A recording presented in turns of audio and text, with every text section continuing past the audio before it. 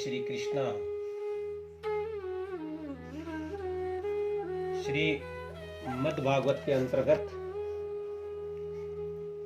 आज आपने कथा को जो प्रसंग है वो राजा पृथु का यज्ञ कमाने से घोड़ो चुरा करके ले जावा को प्रसंग है। मैत्रेय जी महाराज कहे है, अत दिशक्त है राजा तू हे मेघ सतेन सह ब्रह्मावर्ते ही मनो क्षत्रिय प्राची ही सरस्वती ही।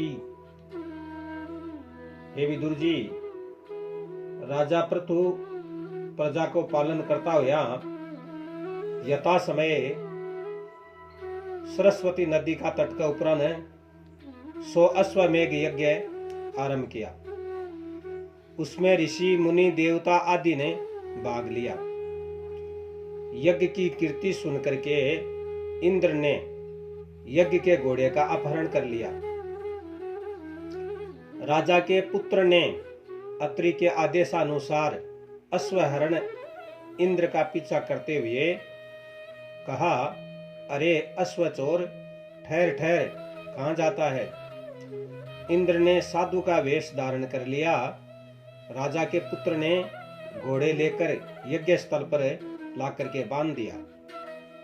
इंद्र ने भी फिर पीछा किया और घोड़े को चुरा करके ले गया। बार बार घोड़ा छुड़ा कर लाने से उसका नाम विजितासु पड़ गया। इस तरह से करने पर पृथु को क्रोध आया और इंद्र को मारने के लिए तैयार हुआ। तब ऋषियों ने कहा, महाराज आप इतनी तकलीफ मत कीजिए। इंद्र ने मैं मंत्रों की शक्ति के द्वारा सीधो ला करके यज्ञ के मायने भस्म कर देशा, बिकी ही आहुति दे देशा। और जो मंत्रो उच्चारण करियो इंद्र को आकर्षण हुआ लाग्यो और ब्रह्मा जी आकर के बड़े खड़ा होगा। ब्रह्मा जी बोले, ऋषियों थे इंद्र नहीं यज्ञ हवन करवा लागा, इंद्र नहीं होमा लगा। ब्रह्मा जी है को राजा पृथु और इंद्र के संधि करवा दी। राजा ने ब्रह्मा जी की आज्ञा को पालन कर लियो, ब्रह्मा जी की आज्ञा मान ली और यज्ञ पूर्ण करके फिर यज्ञांत को स्नान करियो। भगवान की आज्ञा का पालन करना हमारा परम धर्म कर्तव्य है। आगे भगवान विष्णु इंद्र ने लेकर के राजा पृथु के सामने खड़ा हुआ। बोले, पृथु हे राजा, देख तेरा यज्ञ का मान बिगड़ डाल वालो जो इंद्र है वो तेरे सामने नत मस्तिष्क से अपराधी की भांति है जो खड़े है। अब वो तेरी शरण में है, अब इसे तुम क्षमा कर दो। कारण महान व्यक्ति दूसरों के दोषों पर ध्यान नहीं देते हैं।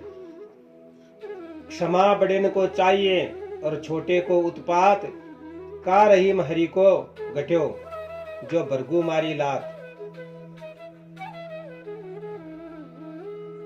महान व्यक्ति संपत्ति में और विपत्ति में एक ही रूप से रहते हैं। इसलिए इंद्र को क्षमा करके इससे मित्रता कर लो।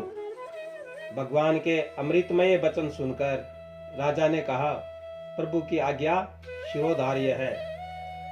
यह कहकर इंद्र ने इंद्र से मित्रता करवा दी। उसे क्षमा करते हुए इंद्र को अपने हृदय से लगाते हुए कहा, हे इंद्र, अब तुम्हें मेरे से कोई भी प्रकार का भय नहीं है। फिर भगवान ने कहा, पृथु मेरे से वर मांगो। पृथु ने कहा, आपकी कृपा बनी रहे। भगवान ने फिर कहा, कुछ तो मांगो। तुम पृथु ने कहा, आपके यश गान को सुनने के लिए 10,000 कान देने की कृपा करें। 7 दिन आपका भजन करता रहूं। कामादि षड्दोषों से रहित होकर आपके दर्शनों का दिन रात पान करता रहूं। बस यही वर देने की कृपा करें। बस यही वर चाहता हूं। भगवान ने पृथु की बात स्वीकार करते हुए तथास्तु कहा। फिर राजा ने बाणी गुणानुकतने यानी बाणी और गुणा से गान करनो शुरू करियो।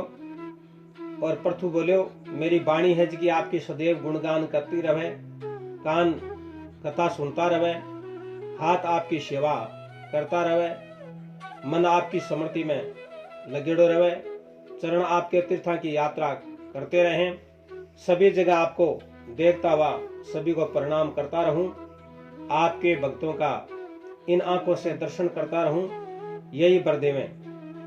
सकल राम में सब जग जानी, हर करहूं प्रणाम जोर जुग पानी। इस प्रकार से रामायण में तुलसीदास जी बताई है। गीता के मायने भगवान कृष्ण अर्जुन ने कहे, हे अर्जुन, संसार में मेरे सिवाय और कुछ भी नहीं है।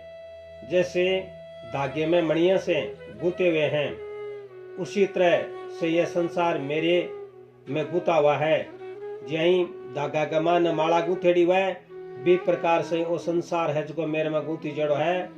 इसके बाद भगवान ने तथास्तु कहा, फिर वही अंतर ध्यान हो गए। इसके बाद राजा ने सभी का सत्कार किया तथा ससम्मान विदा कर दिया। फिर आप भी अपनी राजधानी में आ गया। बोले श्री कृष्ण चंद्र भगवान की।